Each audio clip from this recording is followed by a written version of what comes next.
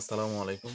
আজকে আমরা পাথরকুচি গাছের যে গুনাগুন আছে, এটা নিয়ে আলোচনা করব। পাথরকুচি গাছ এমন একটি ভেষজ উদ্ভিদ যার অনেকগুলো গুনাগুন আছে।